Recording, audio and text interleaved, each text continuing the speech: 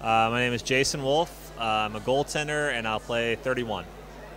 You're going to be playing in the Elite League this season for Manchester. How do you think this league is going to compare to previous leagues that you've played in? I think it'll be very comparable to a lot. A lot of the players, at least the imported players I've played against here in the American League or the ECHL. So, I think it'll be a competitive league, and it'll be definitely a very competitive season. Did any of the other Elite League teams try and sign you before Manchester got our claws into you? I talked to a few others, yes, before Manchester. Everyone I talked to had recommended Manchester really highly, and I got along very well with Tony. So, I think it was a good fit for me to come here, and I'm very excited to be here. You just mentioned Tony Hand, our new Manchester Pheonix coach. You've been dealing with him since before you got signed. He's talked you all through your signing. How are you finding him so far?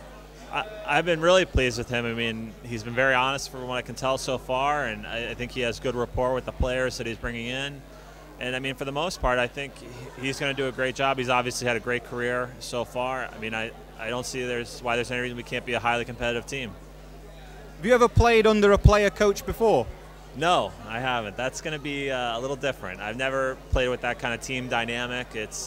We've always had, older, regular coaches that sit behind the bench. It's going to be a totally different thing to play with one of your teammates as your coach. But I think in a lot of ways it'll build camaraderie and things between the players. There won't be that separation where there usually is in the States. So I think it'll be a great experience.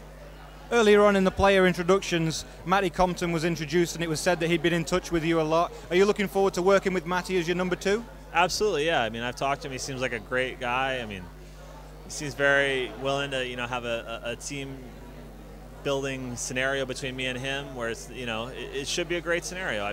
He seems to get along well with me. We talked back and forth on emails a few times, so I'm really looking forward to working with him and learning things from him too. So it should be interesting.